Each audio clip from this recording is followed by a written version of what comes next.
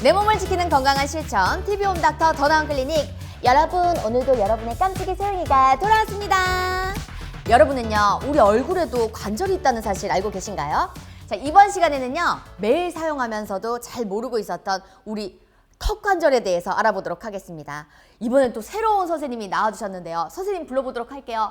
오두원 선생님 나와주세요.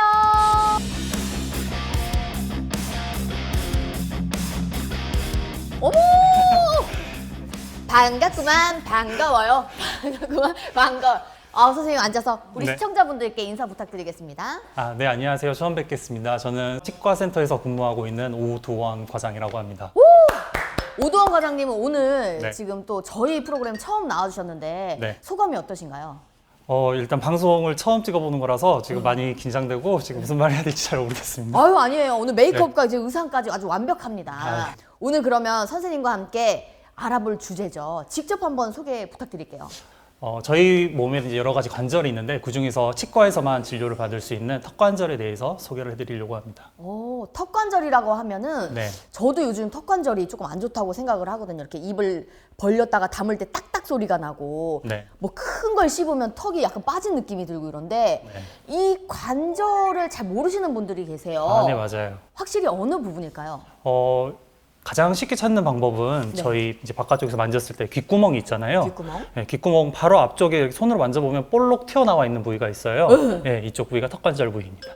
여기 이렇게 약간 몰캉몰캉하면서 단단한 이 부위 네, 약간 말씀하시는 볼록 거. 튀어나와 있는 부위 맞습니다. 오, 여기구나. 네, 이렇게 이 부분인 것 같습니다. 네 맞습니다. 맞아요? 네, 좀 정확합니다. 서당계 3년이면 풍어를 읊는다고 풍어를 많이 읊고 있습니다, 요즘. 또 이렇게 팔이나 무릎 관절처럼 네. 턱에도 관절이 확실히 있는 거잖아요. 네. 자, 사진을 또 준비해 주셨다고 해요. 네, 지금 귀 앞에 말씀하신 저 부분, 동그라미 친 부분, 저 부분이 관절인 거죠? 예 맞습니다. 예, 이제 저희가 이제 관절이라고 하는 거는요, 이제 두 개의 서로 다른 뼈가 맞닿아 있는 부위를 저희가 이제 관절이라고 지칭을 하고요. 이제 턱 관절에서는 앞에 그림에서 보듯이 위쪽에는 이제 머리턱뼈, 아래쪽에는 아래턱뼈가 이렇게 만나고 있는 구조를 턱 관절이라고 합니다. 그런데 이 관절 부위는 뼈랑 다르게 이제 근육이나 인대에 의해서 지지되고 있는 구조이기 때문에 상대적으로 취약하고 자주 아프거나 불편감을 많이 느끼는 부위라고 할 수 있습니다. 그렇다면 이 턱 관절도 다른 관절들처럼 관절염도 오고 또 네. 골절도 되고 그럴 수도 있을까요? 네, 물론이죠. 관절염도 올 수 있고 골절도 올 수 있고 다른 관절과 마찬가지로 여러 가지 질환에 취약하고 또 잘 걸릴 수 있는 부위이기도 합니다. 다양한 문제가 발생을 할 것 같은데 네. 턱 관절 질환은 어떤 게 있을까요? 사실 턱 관절 질환이라는 게 이제 범위도 많고 다양하지만 이제 크게 나누자면은 턱 관절 뼈 또는 인대 쪽에 문제가 생기는 관절 쪽의 질환이 있고요. 또는 턱 관절 주변에 근육에 문제가 생기는 턱 근육 질환이 있다고 할 수 있습니다. 저는 이렇게 딱딱한 걸 씹거나 아니면은 크게 뭐 쌈을 사 먹는다거나 이러면 네. 턱이 이렇게 약간 비대칭이라고 해야 될까요? 한쪽에서 딱딱 소리가 너무 크게 나는데 네. 그거는 뭐예요? 턱에서 소리가 나는 거. 소리가 크게 납니다. 이제 턱에서 이제 증상 중에 하나가 이제 턱에서 나는 소리, 이제 턱 관절음이라고 하는데요. 이제 딱딱거리는 소리가 나는 경우에는 저희가 이제 턱에도 디스크라는 게 있어요. 그래서 턱 디스크증을 의심해 볼 수 있고요. 약간 좀 찌그덕거리는, 약간 모래 갈리는 소리처럼 들리면은 이제 저희가 턱 관절염을 의심해 볼 수가 있습니다. 그럼 턱 디스크 중에 원인은 어떤 게 있을까요? 뭐 이렇게 허리 디스크도 많이 네. 사용해서 네. 이렇게 허리 디스크 걸리시는 분들이 많잖아요. 네. 그러면 이제 턱을 많이 사용해서 걸리는 걸까요? 이제 사실 턱 디스크라는 건 생소하기 때문에 저희가 뭐 잘 알고 있는 목 디스크나 허리 디스크를 예를 들자면 이제 저희가 이제 구부정한 자세로 이렇게 오랫동안 있다 보면은 디스크가 이제 뭐 앞이나 뒤로 이렇게 밀려나가는 걸 저희가 이제 디스크증이라고 하거든요. 그래서 턱 디스크도 마찬가지입니다. 그래서 저희가 이제 이를 꽉 물고 있거나 아니면 저녁에 주무시는 동안에 이를 간다던가 하면은 디스크가 위치가 바뀌는 거를 저희가 이제 턱 디스크증이라고 합니다. 궁금한 게 있습니다. 하품을 하다가 떡 하고 턱이 약간 빠지거나 아니면 통증을 느끼시는 분들이 굉장히 많은데 이것도 혹시 턱 관절 문제 중에 하나일까요? 네, 물론이죠. 이제 저희가 흔히 이제 발목 삐끗에서 인대 염증 생겼다 이렇게 표현을 하잖아요. 네. 마찬가지로 턱 관절에도 인대가 있고요. 저희가 이제 크게 하품을 한다던가 이러면서 입을 크게 벌리면서 인대 쪽에 염증이 생겼을 때 이런 증상이 발생할 수 있고요. 근데 사실 정확한 거는 이제 병원에서 엑스레이나 추가적인 검사를 통해서 한번 진단을 받아보시는 게 중요할 것 같습니다. 아, 턱 관절에도 염증이 생길 수 있군요. 네, 그렇죠. 그렇다면 저도 진짜 제가 제일 지금 주의 깊게 들어야 될 것 같은데 병원을 방문하기 전에 스스로 자가 진단이 가능할까요? 이제 저희가 이런 앞에서 말씀드렸던 이런 증상과 더불어서 같이 좀 생각하시면 될 것 같은데요. 첫 번째로는 본인이 입을 벌리거나 다물 때 턱에서 소리가 나는지, 본인 귀 바로 앞에 있는 관절이기 때문에 네. 느낄 수가 있거든요. 그래서 턱에서 소리가 나는지를 한번 체크해 보시면 좋을 네. 것 같고요. 두 번째로는 저희가 이제 증상 중에서 입이 안 벌어지는 증상이 있어요. 이제 개구 제한이라고 하는데, 그래서 저희가 이제 손가락을 넣었을 때 한 손가락이 3개 정도 들어가는지를 한번 체크해 보시면 좋을 것 같고요. 3개 정도면 이렇게 아닙니다. 이렇게 세로로 3개 들어가는 세로. 거를. 네. 약간 힘든 것 같은데 이렇게 되면 어떻게 되는 건가요? 이제 저희가 이제 물론 이게 남자, 여자 또 이제 성별 또는 이제 나이에 따라서 다르지만 보통 본인의 손가락 3개 정도를 세로로 넣었을 때 들어갈 정도면은 일상적인 대화나 식사에는 이제 불편감이 없다라고 저희가 생각을 하고 있고요. 네. 그 이게 안 이하일 들어가시는 경우에는- 분도 계신가요 혹시? 예, 많죠. 예, 병원에 오신 분들. 2개면은 그렇게 많이 벌리지도 않는데요. 네네. 오, 이 턱 관절 문제로 다른 증상이 나타나기도 할까요? 이제 저희가 턱 근육은 이제 옆머리 쪽까지 같이 붙어 있는 근육이 하나가 있거든요. 그래서 턱을 네. 왔다 갔다 할 때 여기 관절 여기를 뭐라 그러죠? 턱 관자놀이. 근육. 예, 관자놀이 이 쪽. 부분이 이렇게 움직이는 경우가 많더라고요. 예, 맞아요. 거기가 이제 턱 근육 중에 하나가 여기 붙어 있거든요. 그래서 턱 근육 증상이 심한 경우에는 옆머리 쪽에 두통이 있거나 이런 증상도 발생할 수 있습니다. 저도 턱을 아플 때 여길 마사지해도 좀 효과를 볼 때가 좀 있거든요. 네네. 내 턱 관절에 문제가 생겼다는 것은 어떤 검사로 알아볼 수 있을까요? 일단 병원에 오시게 되면은 저희가 뭐 입이 잘 벌어지는지, 입 벌어지는 양이라던가 아니면 턱의 움직임 또는 턱의 소리 등 이런 것들을 이제 환자분이 말씀하시는 소견이나 아니면 엑스레이 등을 통해서 이제 저희가 판단하게 되고요. 이제 좀 골 관절염이라던가 턱의 관절염이라던가 아니면 턱 디스크 증상을 체크하기 위해서는 추가적으로 MRI라던가 아니면 CT 촬영이 필요할 수도 있습니다. 그렇게 검사를 한 뒤에 턱 관절 질환의 치료는 네. 어떻게 이루어질까요?